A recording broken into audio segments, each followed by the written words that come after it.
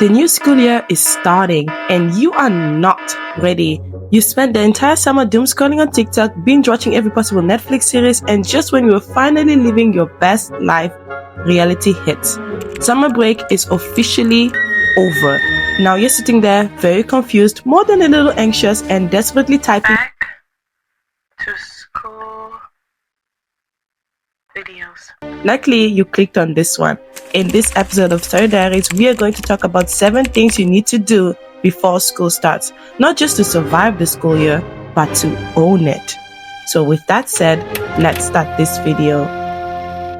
Starting off with tip number 1, which is to acknowledge defeat. Before you start anything new, take a moment to pause and reflect on what went wrong last year. I know it's uncomfortable, but ignoring it only sets you up to repeat the same mistakes. Be brutally honest with yourself. Did you waste time doom scrolling? Procrastinate until the last minute? Let your grades slip because of your distractions? You need to acknowledge these things, not to shame yourself, but to learn. Here's what I recommend. Write down 3 things you feel didn't go well last year. Maybe you didn't stay consistent with studying. Maybe your sleep schedule was a mess. Or maybe you got caught up in bad habits. Then ask yourself, how much time did I waste on these things that didn't matter? Which habit held me back that I don't want to carry into the new year? What is one specific behavior I want to change? Acknowledging defeat isn't about being negative. It's about self-awareness, and it's the first step to growth. The next tip is to declutter everything.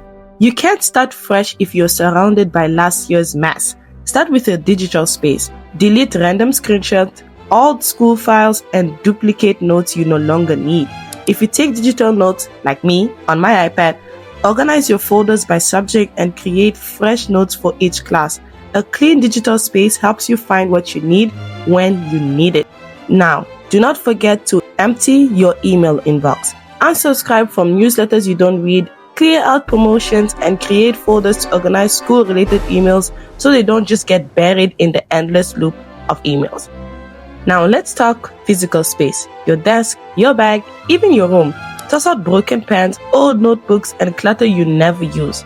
Reorganize your study space so it feels like somewhere you actually want to spend time in. Remember, a clear space creates a clear mind. Tip number 3 is to eliminate distractions that held you back. Let's be honest, the biggest enemy to productivity is often our pocket, our phone. This school year, it's time to get intentional. First, figure out what your biggest distractions are. Is it TikTok? Is it Instagram? YouTube? Be real with yourself. Then choose how you'll manage them. Number 1, you could either go cold turkey, where you just delete apps completely. This works if you are highly disciplined, but I get it. It's not for everyone. The second way is to gradually decrease screen time.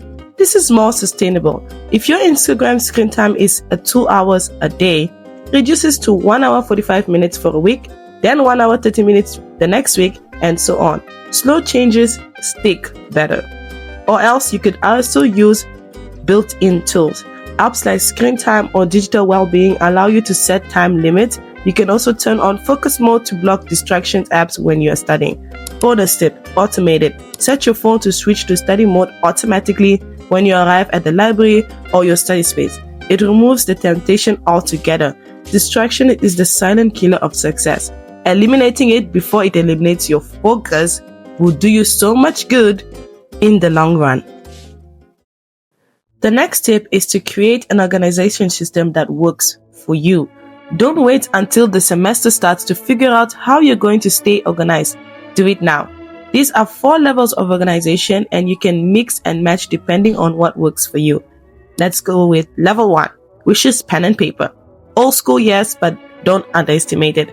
Writing things down by hand helps you remember tasks better and keeps things simple. Use it for daily to-do lists or weekly overviews. Level 2, digital to-do list. If you prefer tech, try the Reminders app on your phone. They are simple, free, and easy to use. Just open the app and tick things off. The little check mark, it's so satisfying. Level 3, Google Calendar. This is a game changer if you're juggling classes, a job, and other responsibilities. Time block your week so you can visually see when you have free time and when you need to focus. Trust me, when your life is scheduled, your stress goes down. Level 4, Notion, or any productivity app.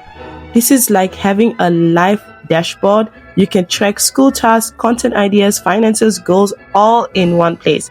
I personally use Notion to keep my life and studies together. Whichever level you choose, make sure your system is easy to use and something you'll stick with. It's not about being perfect, it's about being consistent. Tip number 5 is to study before you have to. I know what you're thinking. Why would I study before school even starts? I'm not even behind on anything yet. But that's exactly the point. Studying now, even just a little, helps you build the habit before the pressure kicks in. You're not cramming or stressing, you're just easing into the routine. Start by reviewing last year's material. If you're taking Algebra 2, revise Algebra 1 basics. If you're heading to a science class, go over key concepts from the previous level. Just 30 to 60 minutes a day is enough. You can even use it to test your new study setup or organization system. That way, when the semester starts, you are already in the rhythm, no panic needed. Get on your teacher's good side without being a try-hard. This one is an underrated but super effective tip. Having a good relationship with your teachers makes school so much easier. They are more likely to support you, explain things more in depth, or even offer extra help when you need it. But here's the trick.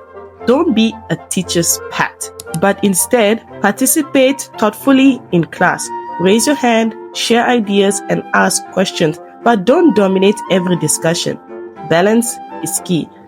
Number 2, ask smart questions. Instead of saying, "Can you repeat that?" try asking, "Why does that happen?" or "How does this apply in real life?" Teachers appreciate curiosity over repetition. Being respectful, engaged, and genuinely interested in something will get you far, not just with your teachers, but in life. Surround yourself with the right people. Studying doesn't have to be a lonely journey. In fact, the people you surround yourself with can either push you forward or pull you back. Look for friends or classmates who share your goals, people who want to do well. Stay focused and go. These are the friends who remind you of deadlines, invite you to group study sessions, and challenge you to do better. And if you don't have anyone like that yet, be the one who starts it. Invite a classmate to study together, join a club that aligns with your interests, or even find a study accountability partner online. Your environment matters, and that includes your relationship. So choose them wisely. Well, if you've made it this far into the video, it means you're serious about becoming a better student, and I'm here for it. If you want to know the exact steps to upgrade your study game even further, check out this video on the screen. With that said, I will see you there. Goodbye and take care.